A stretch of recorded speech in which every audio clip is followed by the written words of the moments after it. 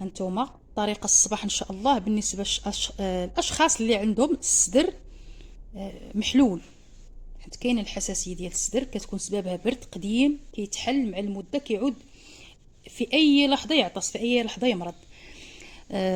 دابا ان شاء الله. وكاين الضلوع اللي تيكونوا مغوصين. حركه غنعطي لكم الصباح الناس اللي كبار وبالغين، يعني عندهم تبارك الله ما فوق، يعني كبار بعقولهم، كيشدوا فوق الباب و كيديروا الناس ديال زمان، تيشد في شي حاجه و تيهز رجليه تيتجبد باش هادو يتطلقوا. شتيه؟ الاطفال الصغار ما يمكنش انكم تهزوهم ويشدوا، تخافوا يعني. كندهنوا يدينا بزيت الزيتون وكنديروا ضليعات بحال هكا الصباح بكري، كيكون ما واكلش. هذيك الرياضه ديال انك تشد فوق شي باب ولا شي حاجه وتجبد باش هاد الضلوع ديالك يتساسوا، حتى هي قبل الفطور. هادي الاطفال ديالنا اللي كيكونوا مازال صغار، ها نتوما بحال هكا، باش ما يكونوش الضليعات ديالهم مغوسين، تيتغوصوا جيت المعده، تيحس بالعقير، تيحس بصدرو انه محلول نيت. راه كاينه وصفه غنخلي لكم الرابط ديالها كيفاش كنعالجوا بالبيض البلدي والحلبه مطحونه ساهله. اللي عنده البرد عادي، الحساسيه عادي، كناخذوا مقلاه ونديروا فيها زيت الزيتون، حتى هي راه كاينه في القناه. كنبقاو بحال هكا واحد الماساج، ماشي هنا كنقربوش، هنا كنجيو هنا في السدير هنا. هانتوما هادي كتكون سخناها قليلا ودفينا، غير دفينا ماشي نطيبو، وكنجمعوا الصدر مزيان. الطريقه اللي زوينه البالغين الكبار اللي بعقولهم وبغاو تيحس بالتنفس انه ما تيقدرش يتنفس، ضيق التنفس، كيحس بحال هاش شي حجره هنا. هانتوما بحال هادي هنايا هي يفوت الصدر هنا، هنا الحجامه الجافه تصيبوها بوحديتكم. حتى اللي ما عندوش، عنده الله سبحانه وتعالى زيت الزيتون ونماصيو مزيان. هاد الطريقه اللي وريتكم ديال الجباد ولا نهز الضلوع الصباح بكري قبل الفطور، هاد العمليه ديال التدليك وديال اننا نسخنوا الصدير مزيان، كتسمى التصماط، يعني كنجمعوا الضلوع. كتبغي قبل النعاس، يعني صافي الوليد ولا الكبير بعقله كلا وشرب، ما غيتسنى حتى شي حاجه، يعملها في الفراش صافي، اولا يعملها له شي حد في الفراش ويتغطى بتاتا وينعس، حيت غادي يعرق. والصباح ان شاء الله تبدلوا الحويجات وتدوشوا عادي. اللي مريض بزاف وبغى يدوش وخاف ثاني تعاود ترجع له المنزله وغادي للعمل وغادي للدراسه، الام كيف تدوش لوليداتها؟ تدهن له الصدير من هنا ومن الظهر ديالو بزيت الزيتون. الكبير بعقله نفس الشيء، غيدهن الصدير ديالو بزيت الزيتون ويدهن الظهر. غيقول لي انا غنمشي فيا الرائحه، صحتك اولا. تقدر تدهن وتدير شي سليب لتحت ودير لك شي بارفان اللي ما، لان حنت صدرك محلول وعرقتي بالليل وفي الصباح غتدوش وتمشي للعمل كانك شيء ما درتيش. ضروري خصك داك زيت الزيتون تيحمي داك العوينات ديالنا المحيه، يعني المسام، ان يعاود يضربهم البرد. وبحال ما درنا حتى شي حاجه، الوصفه ما نجحاتش معنا. اللي نوريكم طريقه واحده اخرى، اللي ما بغاش يعني تشم في رائحه زيت الزيتون، الوقيته اللي غضربوا الفيقه بالليل ولقى راسو انه عرقان، ديك الساعه ينوض يدوش ويرجع ينعس. ولكن الطريقه اللي وريتكم ديال دهن زيت الزيتون للصدر، وتقدروا ديروها في الوقيته اللي ما كتكونوش خدامين ولا ما عندكمش دراسه، باش نكونوا واضحين. هاد الطريقه ديال الملحه راه شحال من مره كنحط لكم في القناه، روعه، كتخرج البرد، كتخرج البرد من الظهر من الصدر. وحتى الودينات، اللي كان بحال هكا الوليد عنده البرد في الودنين ولا هنا هنا في العنق تيحرقوا، راها زويونه. المهم ما تمشيو فين، خليكم معايا حتى لتتمه الفيديو وكثروا اللايكات ان شاء الله، راكم عزاز. اهلا وسهلا، كنتمنىكم تكونوا بخير وعلى خير. اللهم صل وسلم وبارك على سيدنا محمد وعلى اله واصحابه اجمعين، حياكم الله. آه كيفاش جمعنا الصدر، كيفاش نعاودوا نجمعوه من البرد.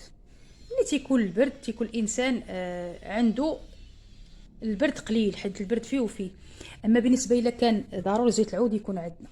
اما الا كان البرد الصدر تيتعقر، تتحس ان القفص الصدر ديالك محلول مهرس، كتعقر بحال الله يحفظ السلامه، يعني مهرس منه ولا مفدوع. تيكون اما برد قوي، ولا غالبا الناس يتعرضوا للكليمه تيبقاو حداهم بواحد الشكل اللي تيكون جاي من الزنقه عرقان تيبقى تحت الكليمه او تيبقى حداها الليل كله صعيبه، لان كاين في واحد الفتره اثناء النوم الانسان تيعرق، تيخرج منه العرق وبالتالي تيبرد وهو ناعس والكليمه خدامه. في الصباح كينوض الظهر وكيحرقوا المفاصل، كنجمعوا البرد، كاين اللي وصل عنده درجه الحساسيه اللي خصو ضيق التنفس او خصو حتى اكسجين. المهم انا درت لكم الطريقه للوليد. الصدر عادي اللي كيكون عنده برد صدر عادي. اما الا كان الصدر محلول كناخذوا الثوب يكون جديد، تبعوا معايا الله يرضي عليكم. كنجيبوا بيضه، راه فايت الا بغيتو تشوفوا راه تلقاوها في القناه، نقدر نخلي لكم الرابط ديالها ان شاء الله. كناخذوا بيضه كنديروها الراس وكنديروها حتى للقفص الصدري. كناخذوا اصفر بيضه على حساب الشخص، الا كان صغير ولا كان كبير غادي يحتاج بيضتان اصفر فقط. كنضربوا مزيان مع الحلبه مطحونه منيله بحال الطحين، كنعود نحصلوا على كريم. الا جاتكم شويه ثقيله نقدروا نضيفوا لها زيت الزيتون باش تجينا خفيفه. كنلبسوها على القفص الصدري. اللي ما بغاش كيعمل واحد القطعه الثوب هي الاولى كيربطها على الصدر، وكنضيفوا من وراها من فوق منها داك الخليط ديال الاصفر البيضه والحلبه، كنجمعوا بها الصدر بحال القبص. عاد كنديروا ثوب اخر وكنجمعوا به الصدر مزيان، ما كنربطوش فقط غير كنلويه ونقدروا نديروا عليه شي لصاق وكنعس به الشخص ليله كامله. طيف الحاله قريب دغيا كنغلبوا عليه، الكبير كيبقى شويه. حتى الاطفال الا خافت الام ديالو ان داك اللصقه تلصق عليه تعمل له اما شي سوفيط ماشي سليب لتحت او قطعه ثوب تلف عليه عاد تعمل عليه. غنخلي لكم الرابط غتشوفوه ان شاء الله. حيت كاين الصدر المحلول وكاين اللي غير برد عادي. غنعطيكم اليوم وصفه من وراء هاد العمليه هذه. هي اللي عنده البرد خفيف راه هاد الملحه مع زيت الزيتون وداك الماساج راه الصباح ينوض بخير وعلى خير. الا كان البرد قديم والصدر محلول خصو ضروري علاج من وراء الماساج مرتد ليك، خصو علاج. نحتاجو لها ان شاء الله التيل المجفف او الشريحه اللي في اي بيت. ها هي عندي وكملتها، ها هي هادشي اللي بقى فيها.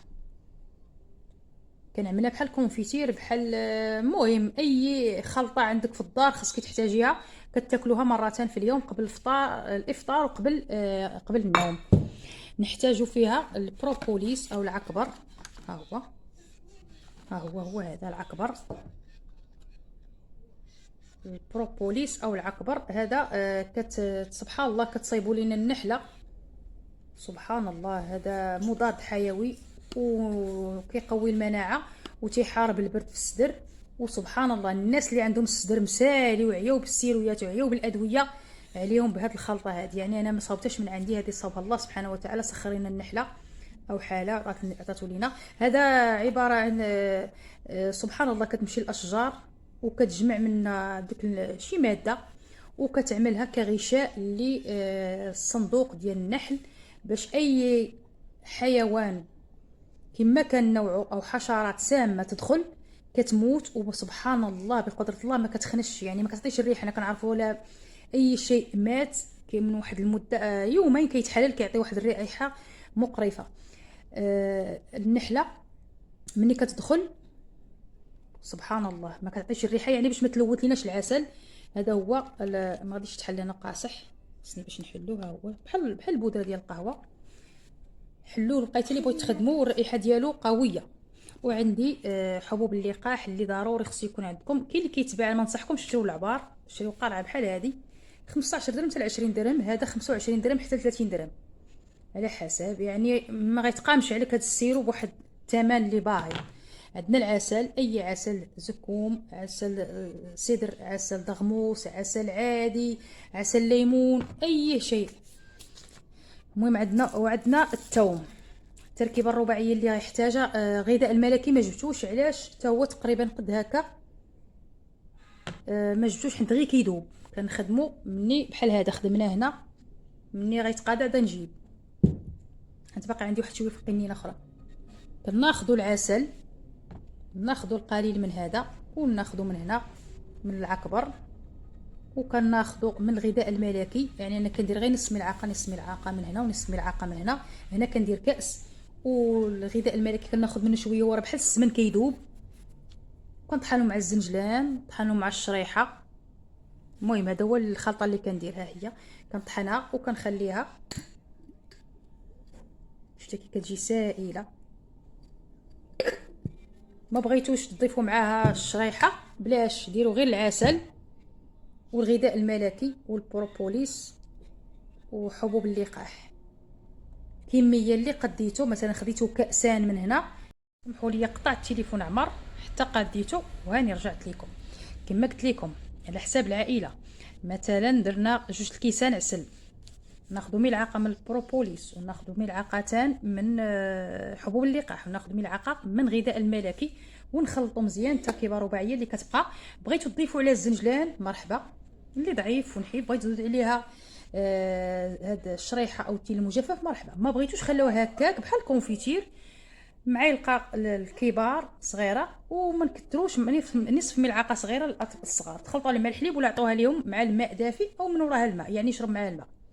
كاينه الوصفه الاخرى اللي هي هذه اللي بحال الكونفيتير كنعملها حتى هي، كناخذوا التيل المجفف وكنحيدوا له هاد العويد هذا لانه هو تيعنكشنا هذا، وكنحلو بطبيعه الحال واش فيه شي حشرات، كنقطعوه وكنعملوه يفور، كنعملوه يفور هو والثوم، يعني ما نكثروش. مثلا عندي هنا رابعه، عندي 250 غرام، غندير معاها 4 حبات من الثوم لان كتكون مجهده، وكاين شي بعض الاشخاص اللي ما تيقدوش على رائحه الثوم تتزمت لهم الشهيه، تقدروا ديروا حبتان حتى ل3 4 صافي هذا هو الحد. مثلا كان بغيت تبداو نتوما غير 250 غرام، نديروا مع 4 حبات ثوم ونسدوا عليهم في الكسكاس يفوروا، يعني يتبوخوا مزيان. بعد ما نحلوها مزيان ونقلبوها من الحشرات بعد ما غسلناها بطبيعه الحال، كتعود بحال الكونفيتير.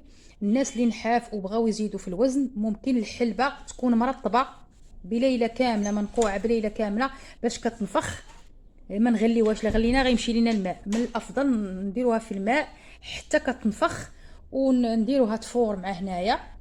ناخذ كاس حلبه او نصف كاس حلبه مع 250 غرام من الثوم، من عفوا من التيل المجفف اللي هي الشريحه، و4 فصوص الثوم. هادو كلهم حتى الا درنا الحلبه بدون ما نقعوها او نرطبوها ليله كامله ما غاديش ما غتعطينا حتى نتيجه، غتبقى بحال الحجره. من الافضل نعملوا عليها الماء حتى الصباح تنفخ، ما نغليوهاش، ونعملوها تبوخ مزيان، ومن بعد نطحنوها في الخلاط الكهربائي او في الطحانه اليدويه. يعود عندنا كونفيتير نقدروا نضيفوا معاه اللي بغى يزيد الوزن يضيف معاها الحلبه اللي نحيف، حيت كنعرفوا البرد تينحف فعلا. بعد الناس اللي عندهم برد الصدر تيبقاو ضعاف، كتكون الجلده يابسه لان البرد صعيب. كاين اللي ما عندوش الشهيه واللي لاباس عليه بغى غير العلاج ما بغاش يزيد في الوزن، لا داعي للحلبه. ناخذ 250 غرام من التيل المجفف مع 4 فصوص من الثوم ونعملوها تفور، من بعد نطحنوها بحال الكونفيتير بحال هذا الشكل هذا تيعود سائل. بغيتو تضيفوا معاه العسل، بغيتو تضيفوا معاه حبوب اللقاح، بغيتو اللي يعجبكم، بغيتو تضيفوا معاه زيت الزيتون وتخليوها بحال الكونفيتير اروع. هاد الشيء اللي عطيتكم كنتمنى تكونوا تسجلوه، غنعاودوا لكم. هذه تاكلوها الصباح بكري وقبل ما تنعس، اللي مريض بزاف يشربها ياكلها 3 مرات. قلنا التركيبه الرباعيه مفيده، مضاد حيوي، الناس اللي عندهم الحساسيه، وكاين اللي حتى باغي ان شاء الله يزيد وليدات، يعني اللي عاد تزوج وباغي الوليدات، راه هذا البروبوليس واعر، لا قريتو عليه راه مزيان. قلنا ياخذ العسل ويضيف معاه البروبوليس او هذا العكبر وحبوب اللقاح. حبوب اللقاح راه مزيان للشباب للمناعه، والغذاء الملكي خلطه على حسابكم، نخلطها شحال ما قديت. بغيت ندير كاس، بغيت ندير 2 كيسان، بغيت ندير حتى نصف كيلو من العسل، عينكم ميزانكم. الوصفه اللي مهمه خصها تكون عندكم في هذه الوقيته ديال البرد، في هذا الخريف راه بزاف الناس تيمرضوا، غيبداو يرجعوا لينا داك العرا وداك الشرب البارد، والناس اللي تيبقاو يدوشوا بالبارد وتيخرجوا راكم عارفين. ناخذ 250 غرام من الشريحه اللي هي التيل المجفف و4 فصوص من الثوم، ما نكثروش باش ما طيبش لنا المصران لان الريحه راه سبحان الله. هذا الشيء اللي كتشوفوا فيه الا درنا غير هاد الحباتان كبار راه تيعطينا واحد الريحه مجهده، وكاين اللي ما تيقدرش. نخليهم يفوروا مزيان، اما نطحنهم في الخلاط الكهربائي ولا ديك الطحانه ديال اللي كنديروا بها الحوت عادي. اللي ضعيف في الوزن وبغى يزيد راه وصفه فعلا وناقصوا الفيتامينات يضيف عليها الحلبه، وهنايا حتى السمسم للزنجلان حتى هو راه مكمل غذائي. يعني هذه الوصفه اللي عملتوها غتهناو من الفيتامينات ومن المكملات الغذائيه ديال الثمن، الله يحسن العون. كاين اللي ناقصوا فيتامينات بزاف في الجسم تيسبب في سقوط الشعر، شحوب البشره، فقدان الوزن، حتى اللوين ما كيبقاش عندك، يعني البشره ما كتكونش موحده. هذه كنعملها في بدايه البرد. كاينه وصفه اخرى اللي بزاف الناس عطيتها ليهم، اللي مريض وعنده النهجه والسخفه وما تيقدرش يوقف بتاتا، كيحس راسو كيعمل تحاليل وتيمشي عند الاطباء تيقولوا ما عندك والو، عنده الجهد قليل، كياخذ اصفر بيضاء.